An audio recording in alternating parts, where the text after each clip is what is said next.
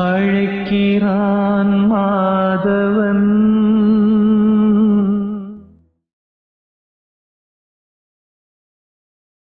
எல்லோருக்கும் வணக்கம். இன்னைக்கு வீடியோ பதிவில் எந்த ஒரு விஷயத்தை பற்றி நம்ம டிஸ்கஸ் பண்ண போகிறோம் அப்படின்னா, இப்போது ரொம்ப சூப்பராக போயிட்டு இருக்கக்கூடிய அந்த ஐபிஎல் சீசன். ஸோ அந்த ஐபிஎல் சீசனில் இப்போ நம்ம அதிகமாக ஃபேஸ் பண்ணக்கூடியது சிஎஸ்கேவோட தோல்வி. இந்த சிஎஸ்கேவோட தோல்வியை பற்றி நிறைய பேர் நிறைய விஷயங்கள் பேசிகிட்டு இருக்காங்க. நம்ம இதை ஒரு விதமான ஒரு கண்ணோட்டத்தில் பார்ப்போம். ஓகே, ஸோ ஃபஸ்ட்டு நான் உங்ககிட்ட ஷேர் பண்ணணும்னு நினைக்கக்கூடிய ஒரு விஷயம் என்ன அப்படின்னா, எல்லோருக்குமே இங்கே தோல்வி என்பது இருக்கத்தானே செய்யும். இப்போது சிஎஸ்கேவோட நீங்கள் ஃபேனாக சிஎஸ்கேவுக்கு சப்போர்ட் பண்ணுறீங்களா? இல்லை, இந்த சிஎஸ்கே தோல்வினால் ஏற்பட்ட சில விஷயங்கள், சில பேர் பேசின ஒரு இன்டர்வியூவாக இருக்கட்டும், அதெல்லாம் வச்சு தான் இந்த ஒரு விஷயத்தை நான் மேக் பண்ணுறேன். இந்த வீடியோ நான் உங்களுக்கு போடுறேன். ஏன்னா இந்த ஒரு விஷயத்தை நீங்கள் புரிஞ்சே கண்டிப்பாக ஆகணும். இல்லைன்னா இது மிகப்பெரிய ஒரு பிரச்சனையை கொடுக்கலாம் ஃப்யூச்சர் ஜென்ரேஷனுக்கு. சின்ன சின்ன பசங்களாம் பேசுகிறாங்க, இன்டர்வியூ கொடுக்குறாங்க. அது எப்படிங்க தோக்கலாம், அது எப்படிங்க அப்படி பண்ணலாம், நான் வர்றதே வேஸ்ட்டு, நான் இது பண்ணுறதே வேஸ்ட்டு அப்படின்னு சொன்னாலுமே, இங்கே பாருங்கள், ஒரு விஷயத்தை நல்லா புரிஞ்சுங்க.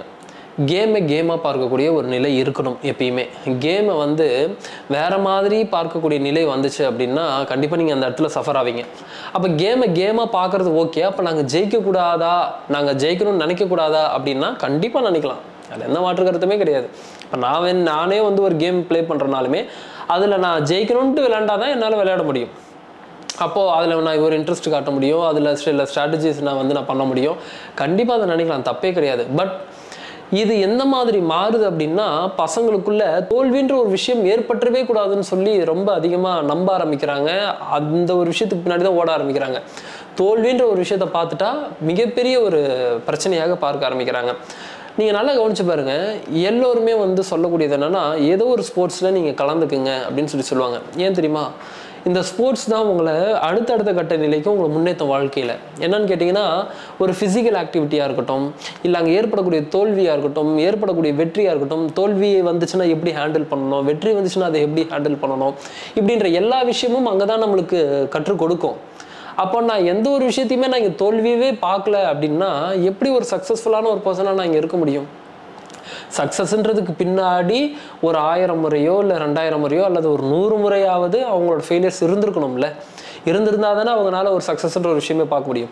இப்போது நீங்கள் சிஎஸ்கேவை எடுத்துங்க. ஓகே, சென்னை சூப்பர் கிங்ஸை நீங்கள் எடுத்துக்கிட்டிங்கன்னா மிகப்பெரிய ஒரு ஃப்ரான்ச்சைஸ் இல்லையா? கிட்டத்தட்ட ஒரு 5 முறை டைட்டில் வின் பண்ணியிருக்கக்கூடிய ஒரு டீமு. கிட்டத்தட்ட 10க்கு மேற்பட்டு 10 முறை கிட்டத்தட்ட ஃபைனல் விளையாடி இருக்கக்கூடிய ஒரு டீமு. எவ்வளோ பெரிய ஒரு அனுபவம் இருக்கும்.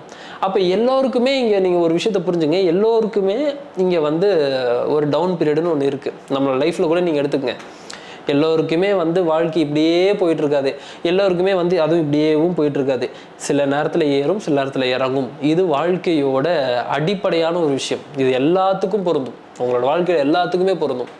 அப்போ இதுலேருந்து நம்ம என்ன டேக் அவே எடுத்துக்கணும் அப்படின்னா, ஃபஸ்ட்டு விஷயம், கேமாக பாருங்கள். ஓகே, சின்ன குழந்தைங்களுக்குமே நீங்கள் அதை தான் சொல்லணும். இன்றைக்கி ஜெயிக்கலன்னா பிரச்சனை இல்லை, அடுத்த முறை ஜெயிப்போம் அப்படின்னு சொல்லி தட்டி கொடுத்து அவங்கள வளர்க்க தெரியணும்.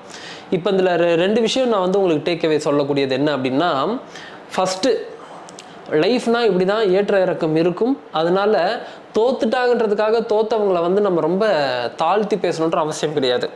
ஜெயிக்கும் போது உயர்த்தி பேசின நம்ம அவங்க தோக்கும் போதும் நம்ம சப்போர்ட் பண்ணணும்ல. இப்படி சப்போர்ட் பண்ணலை, நீ தோத்துட்டேன்னா நீ ஒரு அதுக்கான தகுதியில் இல்லாத பர்சன், அதனால் நான் உன்னை மதிக்க மாட்டேன்ற மாதிரியான ஒரு ரேஞ்சுக்கு இன்றைக்கி போக ஆரம்பிக்குது. இது உங்களோட லைஃப்பில் நீங்கள் எடுத்து அப்ளை பண்ணி பாருங்கள். இப்போது கணவன் நல்லா சூப்பராக சம்பாரிச்சிருப்பாரு, வேறு லெவலில் வாழ்ந்திருப்பாரு, இல்லை மனைவி சூப்பராக வாழ்ந்திருப்பாங்க, இல்லை ஏதோ ஒரு குடும்பம் ரொம்ப சூப்பராக வாழ்ந்திருக்கும். ஆனால் அந்த குடும்பம் என்னைக்காவது உங்களோட லைஃப்பில் டவுன் ஆகும்போது சுற்றி இருக்கக்கூடியவங்களாக இருக்கட்டும், இல்லை மனைவி கணவனையோ இல்லை கணவன் மனைவியவோ எப்படி ட்ரீட் பண்ணுவாங்க அப்படின்னா, அன்னைக்கு வாழ்ந்த ஓகே, இன்னைக்கு என்ன அப்படின்ற மாதிரியான ஒரு நிலையில தான் அவங்கள ட்ரீட் பண்ணுவாங்க. லைஃப் எல்லோருக்குமே ஒரே மாதிரி இருக்கிறது இல்லைன்றதை நீங்கள் புரிஞ்சுக்கணும். அப்போது அந்த மாதிரியான சுச்சுவேஷனில் நம்ம எப்படி அவங்களுக்கு ஆதரவாக, எப்படி அவங்கள நம்ம அரவணைச்சு எப்படி நடத்தணுன்றது முதல்ல நம்மளுக்கு தெரியணும். இன்றைக்கி டவுன் ஆகிட்டாங்கன்றதுக்காக நம்ம டோட்டலாக வெறுத்து ஒதுக்கணுன்ற அவசியம் கிடையாது. எல்லோருக்குமே அது சகஜமான ஒரு விஷயம் தானே, எல்லோருக்குமே அது நடக்கக்கூடிய ஒரு விஷயம் தானே. அப்போது இந்த மாதிரியான மைண்ட் செட்டில் நீங்கள் ஒரு விஷயத்தை அணுக ஆரம்பிக்கிறீங்க அப்படின்னா உங்களோட வாழ்க்கையோட பார்வையும் மாற ஆரம்பிக்கும். ஏதாவது ஒரு தோல்வின்னு வந்துச்சுன்னா அவங்கள டோட்டலாக வந்து வெறுத்து ஒதுக்க ஆரம்பிச்சிருவீங்க. ஏதாவது ஒரு விஷயம் அவங்களுக்கு டவுனாக நீங்கள் நினச்ச மாதிரியான ஒரு விஷயம் அவங்ககிட்ட இல்லை அப்படின்னா டோட்டலாக அவங்கள வந்து வெறுத்து ஒதுக்க ஆரம்பிச்சிருவீங்க. அப்போ எப்பயுமே நீங்கள் சக்ஸஸ்ஃபுல்லாக இருந்தே ஆகணும் அப்படின்ற ஒரு கட்டாயத்துக்குள்ளே போகும்போது வாழ்க்கையை நீங்கள் ரொம்ப நெருக்கடிக்குள்ளே சந்திக்க ஆரம்பிப்பீங்க. எப்பயுமே நான் ஜெயிச்சு ஆகணும், இதை விட்டு நான் இறங்கிடக்கூடாது, இதை விட்டு நான் இறங்கிடக்கூடாது அப்படின்னா அங்கே ஒரு போராட்டம் நிகழும்ல. இப்போது ஒரு 22 வருஷம் 23 வருஷமாக இவங்க வந்து இந்த டீம் கூட வந்து தோத்ததே கிடையாது அப்படின்னு சொல்லும்போது ஒரு கேம் விளையாடும் போதும் இவங்களுக்கு மிகப்பெரிய ஒரு பிரச்சனை இருக்கும். ஐயோ இந்த முறை தோத்துட்டா என்னோட கேப்டன்சியில் இந்த ஒரு விஷயம் வந்து அடிவாகிடும். கிட்டத்தட்ட 22 வருஷமாக அதை பாதுகாத்துட்டு வராங்க, என்னோட கேப்டன்சியில் இது மிகப்பெரிய ஒரு விஷயம் வந்து பிரேக் ஆகிடக்கூடாது அப்படின்னு சொல்லி ஒரு இடத்துலையும் அவங்களுக்கு வந்து ஒரு பிரச்சனையாக தான் இருக்கும். எந்த அளவுக்கு அதை ரொம்ப பெருசாக கிரியேட் பண்ணிகிட்டே போகிறோமோ அத்தனை வருடங்களுக்கு அப்புறம் இது பிரேக் ஆகிடக்கூடாது, இது பிரேக் ஆகிடக்கூடாதுன்னு ஒரு முறையும் விளையாடும் போது அங்கே உள்ள விளையாடக்கூடிய பிளேயர்ஸ்க்காக இருக்கட்டும் இல்லை கேப்டனுக்காக இருக்கட்டும் எல்லாமே மிகப்பெரிய ஒரு நெருக்கடி உண்டு. இது கேமுக்குன்னு மட்டும் கிடையாது, எதுவாக இருந்தாலும் அப்படித்தான். நீங்கள் யோசிச்சு பாருங்கள், எதில் வேணால் உங்களோட லைஃபோட இதை நீங்கள் கம்பேர் பண்ணி பாருங்கள், எல்லாமே கரெக்டாக தான் இருக்கும். அப்போது லைஃப்பில் எல்லோருக்குமே உயர்வும் இருக்குது தாழ்வும் இருக்குது. அப்போ உயர்ந்து போகிறதும் தாழ்ந்து போகிறதும் இயற்கை நடத்தக்கூடிய ஒரு விஷயம். அப்போ அதை அந்த நேரத்தில் எப்படி அரவணைத்து நடக்கணுன்றது நம்மளுக்கு தெரியணும். இப்போ பாருங்கள், சிஎஸ்கேல தோனி அவர்கள் நீங்கள் எடுத்துக்கிட்டிங்கன்னா ஏகப்பட்ட மேட்சஸ் முடிச்சு கொடுத்துருக்கிறாரு, ஏகப்பட்ட டைட்டில்ஸ் அடித்து கொடுத்துருக்கிறாரு. ஆனால் இன்னைக்கு ரொம்ப டவுனாக இருக்குது டீம் அப்படின்றதுனால தோனியவே வந்து வெறுத்து ஒதுக்கக்கூடிய நிலைக்கு உண்டாயிடுச்சு. அப்போ என்ன காரணம்னா விளையாடுற வரைக்கும் நம்ம வச்சுருக்குறோம், எனக்கு பிடிக்கலையா ஒதுக்க ஆரம்பிச்சிடும். விராட் கோலி எடுத்துக்கோங்க, விராட் கோலி எவ்வளோ பெரிய ஒரு ரன் மிஷின். ஸோ விராட் கோலியை நீங்கள் பார்த்தீங்க அப்படின்னா நல்லா அடிக்கிற வரைக்கும் ஓகேன்னு தூக்கி வச்சு கொண்டாடினாங்க. அதுக்கப்புறம் வந்து நீங்களாம் எதுக்கு விளையாடுறீங்க, புது பிளேயர்ஸ் தான் வந்துட்டாங்களே, யங்ஸ்டர்ஸ் வந்துட்டாங்களே, நீங்கள் ரிட்டையர்ட் ஆகிட்டு போங்க அப்படின்னு சொல்லி விராட் கோலியும் வந்து சொல்ல ஆரம்பிச்சிட்டாங்க. அப்போ இதில் இன்னொரு விஷயத்தை நீங்கள் பார்க்க வேண்டியது என்னென்னா, இந்த உலகம் எப்பயுமே ஜெயிச்சிட்டு இருக்கிறவங்க மேலேயே மட்டும்தான் பார்வையை வைக்கும். அப்போ டெய்லி நீங்கள் உங்களை ப்ரூவ் பண்ணிக்கிட்டே இருக்கணும், நான் இன்றைக்கி ஜெயிச்சிட்டேன், நான் இன்றைக்கி ஜெயிச்சிட்டேன். நேற்று மேட்ச்சில் நீங்கள் விளையாடி நீங்கள் ஜெயிச்சிருந்தாலும் 6 பாலுக்கு 6 6 அடித்து நீங்கள் ஜெயிச்சிருந்தாலும் இன்றைக்கி மேட்ச்சில் நீங்கள் என்ன பெர்ஃபார்ம் பண்ணியிருக்கீங்கன்னா அந்த உலகம் பார்க்குதும். இன்றைக்கி மேட்ச்சில் நீங்கள் என்ன பெர்ஃபார்ம் பண்ணீங்க அப்படின்றதான் இந்த உலகம் உங்களை பார்க்கும். இன்றைக்கான மேட்ச்சில் நீங்கள் ஜெயிக்கலை அப்படின்னா நேற்று மேட்ச்சை பற்றிலாம் அவன் கேரே பண்ண மாட்டான். இந்த மேட்ச்சில் நீங்கள் அடிக்கலையா டோட்டலாக உங்களை வெறுக்க ஆரம்பிச்சிடுவான். இதுதான் இந்த உலகமாக இருக்குது. அப்போது பார்வையை கொஞ்சம் மாற்ற ஆரம்பிக்கணும். அப்போது எப்பயுமே நீங்கள் ஹீரோவாக இருந்துக்கிட்டே இருக்கணும்னு தான் இந்த உலகம் ஆசைப்பட்டுக்கிட்டே இருக்குது. ஆனால் நிதர்சனமான உண்மை என்னென்னா எப்பயுமே நீங்கள் ஹீரோவாக இருந்துக்கிட்டே இருக்க முடியாது. எல்லாமே மாறி தான் வந்துட்டு போயிட்டே இருக்கும். அப்போ இன்னொரு விஷயம் என்ன அப்படின்னா, யார் ஒருவர் தாழ்ந்து போகிறாங்களோ, யார் ஒருவர் வந்து நல்லா வாழ்ந்தவங்க டவுனாக இருக்காங்களோ அவங்களையும் ஆதரவு நீங்கள் கொடுத்தே ஆகணும், ஆதரவு தெரிவித்தே ஆகணும். நான் கிரிக்கெட் மேட்ச்சில் மட்டும் சொல்லலை, நீங்கள் நல்லா கவனிச்சு பாருங்கள், உங்களோட வாழ்க்கையிலுமே நீங்கள் கவனிச்சு பாருங்கள்.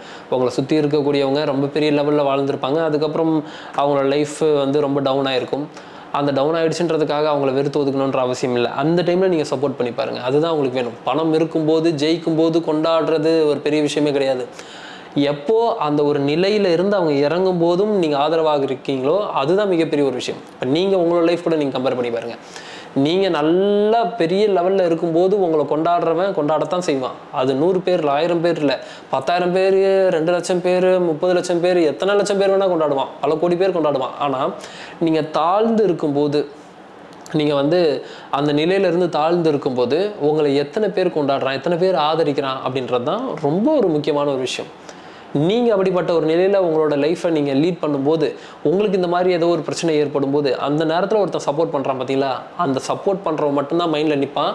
அதை தாண்டி என்னென்னா சப்போர்ட் பண்ணுறவனால தான் அந்த ஒரு விஷயத்துல இருந்து அந்த பாதிக்கப்பட்டவன் வெளியே வர முடியும்.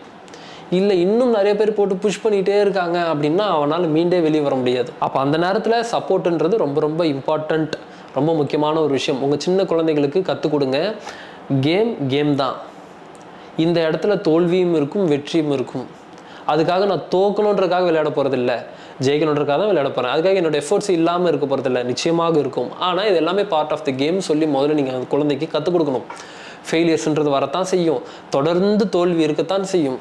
ஆனால் அதுக்கப்புறம் ஒரு நல்ல ஒரு நிலைக்கு நம்மளால் முன்னேற முடியுன்ற அந்த ஒரு ஸ்ட்ரென்த்தை உங்களோட குழந்தைக்கு நீங்கள் விதைக்கணும். அந்த ஒரு நம்பிக்கையை நீங்கள் அந்த குழந்தைக்கு விதைக்கணும். இல்லை தோத்துட்டாங்க அப்படின்றதுக்காக டோட்டலாக அந்த விஷயத்தையே நம்ம ஒதுக்கக்கூடாதுன்றது அந்த குழந்தைக்கு நீங்கள் டீச் பண்ணணும். ஸோ இதுதான் என்னோட வேண்டுகோளாக இருக்குது. ஏன்னா நிறைய இன்டர்வியூஸ் சிஎஸ்கே தோற்றதுக்கப்புறம் இந்த ரீல்ஸை ஸ்க்ரோல் பண்ணும்போது ஏகப்பட்ட இன்டர்வியூஸ் வந்து குழந்தைங்க வருத்தப்படுறதா இருக்கட்டும், பெரியவங்க வருத்தப்படுறதா இருக்கட்டும், எல்லாமே இருக்க தான் செய்யுது. ஸோ இருக்கத்தான் செய்யும், இல்லைன்னு சொல்லலை. ஆனால் இதை ஜஸ்ட்டு என்ஜாய் பண்ணிவிட்டு அப்படியே விட்டு கடந்து போகணுமே தவிர அதை மைண்டுக்கு எடுத்துகிட்டு போயிட்டு ரொம்ப ஓவராக ப்ராசஸ் பண்ண ஆரம்பிச்சிங்கன்னா நிச்சயமாக பிரச்சனைகள் தான் இருக்கும். இதை பாருங்கள், இது இப்போ நீங்கள் இந்த சிஎஸ்கே ஜெயிக்கிறதுனால உங்களுக்கு என்ன வரப்போகுது? ஜஸ்ட்டு நீங்கள் என்ஜாய் பண்ண போகிறீங்க. ஓகே, இந்த என்ஜாய் எவ்வளோ நேரம் பண்ண போகிறீங்க? இன்றைக்கி ஜெயிச்ச உடனே இன்றைக்கி வரைக்கும் பண்ணுவீங்களா? இல்லை ஒரு மாதம் என்ஜாய் பண்ணுவீங்களா? அதுக்கப்புறம் அடுத்தடுத்த என்ஜாய்மெண்ட்டுன்னு சொல்லி ஒரு விஷயத்துக்குள்ளே போக தான் போகிறீங்க. இதுக்காக நீங்கள் ரொம்ப போட்டு ஸ்ட்ரெஸ் பண்ணிக்கிட்டு ரொம்ப போட்டு ஏன் இப்படி ஆகிடுச்சு, ஏன் அப்படி ஆகிடுச்சுன்னு பல பேரை நான் பார்க்குறேங்க. இந்த ஒரு விஷயத்த ரொம்ப போட்டு குழப்பிக்கிறீங்க. அப்படிலாம் இருக்கணுன்ற அவசியமே இல்லை. இந்த லைஃப்பை அந்த மூமெண்ட்டில் இருந்து ஜாலியாக என்ஜாய் பண்ணிட்டு போயிட்டே இருங்க. ஸோ மீண்டும் இதே மாதிரி இன்னொரு வீடியோ பதிவில் சந்திக்கிறேன். நன்றிகள், வணக்கம்.